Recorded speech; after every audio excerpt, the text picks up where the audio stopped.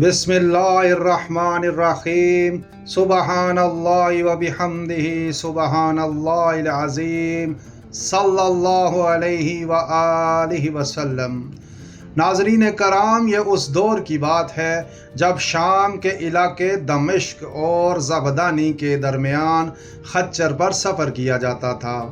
ایک شخص کا ذریعہ معاش یہی تھا کہ وہ لوگوں کو خچر پر دمشق سے زبدانی لے جایا کرتا تھا۔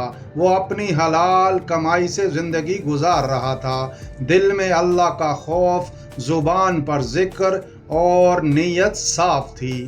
ایک دن ایک شخص اس کے پاس آیا اور خچر کرائے پر لیا۔ وہ سوار ہوا اور یہ شخص اسے لے کر روانہ ہو گیا۔ راستے میں ایک مقام ایسا آیا جہاں دو سڑکیں الگ ہوتی تھیں۔ خچر والے نے کہا کہ سیدھی راہ یہی ہے جو عام اور محفوظ راستہ ہے، لیکن وہ سوار بضد تھا، نہیں، اس طرف چلو، یہ قریبی راستہ ہے اور میں واقف ہوں۔ بیچارے خچر والے نے اس پر اعتماد کیا اور اس کے کہنے پر دوسری راہ لے لی، لیکن کچھ ہی دیر گزری تھی کہ وہ راستہ جنگل میں داخل ہونے لگا۔ چاروں طرف ویرانی تھی، ہو کا عالم تھا، نہ کوئی انسان نہ کوئی جانور۔ کچھ آگے جا کر وہ ایسی جگہ پہنچے جہاں چاروں طرف لاشیں بکھری پڑی تھیں۔ یہ دیکھ کر خچر والے کے دل میں خوف بیٹھ گیا۔ وہ سمجھ گیا کہ کچھ نہ کچھ گڑبڑ ضرور ہے۔ تب ہی وہ سوار بولا، ذرا لگام تھام لو، مجھے یہی اترنا ہے۔ جیسے ہی وہ نیچے اترا، اس نے اپنی چادر سنبھالی اور کپڑے درست کرتے ہوئے اچانک ایک چھری نکالی اور خچر والے پر حملہ کر دیا۔ بس پھر کیا تھا، خچر والا شخص فوراً جان بچا کر بھاگا، لیکن ڈاکو نے اس کا تعاقب کیا اور آخرکار اسے پکڑ لیا۔ اس نے منت سماجت کی، ہاتھ جوڑے، آہ زاری کی، لیکن یہاں تک کہا، میری جان چھوڑ دو، خچر اور سامان لے لو۔ لیکن وہ ظالم کہنے لگا، یہ سب میرا ہو ہی چکا ہے، لیکن میں تمہیں زندہ نہیں چھوڑوں گا۔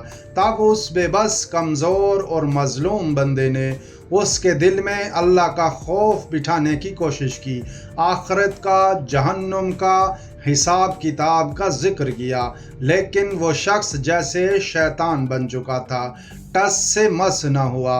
اب وہ شخص مکمل مایوس ہو چکا تھا۔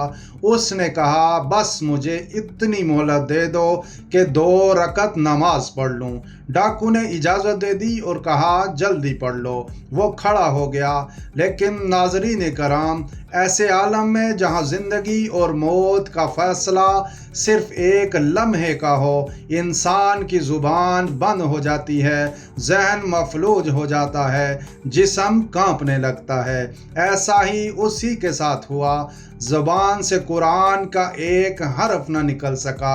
وہ خاموش کھڑا تھا، ہاتھ باندھے، دل کانپ رہا تھا، آنکھوں سے آنسو جاری تھے۔ اسی لمحے اس کے دل سے ایک دعا نکلی، کون ہے جو بے قرار کی دعا سنتا ہے جب وہ اسے پکارتا ہے، اور کون ہے جو تکلیف کو دور کرتا ہے۔ یہ دعا کرتے ہی کائنات نے حرکت کی۔ یکا یک ایک گھڑ سوار جنگل کے بیچوں بیچ نمودار ہوا، ایسا گھوڑا، ایسی رفتار جیسے فرشتہ زمین پر اتر آیا ہو۔ اس نے آتے ہی بغیر کوئی بات کہے نیزہ اس ڈاکو کے جسم میں مارا، جو سیدھا جگر کے پار ہو گیا۔ وہ ظالم وہیں ڈھیر ہو گیا۔ خچر والا آدمی حیران پریشان کانپتے ہاتھوں سے اس سوار کے قدموں میں گر گیا۔ اے بندہ خدا، تم کون ہو؟ اس گھڑ سوار نے کہا، میں اس ذات کا بھیجا ہوا ہوں جو بے بسوں کی سنتا ہے، جو مظلوموں کی فریاد پر آسمان سے مدد نازل کرتا ہے۔ یہ کہہ کر وہ سوار غائب ہو گیا۔ اس شخص نے اللہ کا شکر کیا، خچر اور سامان لیا اور آنکھوں میں آنسو لیے، زبان پر تسبیح لیے، واپس لوٹ گیا۔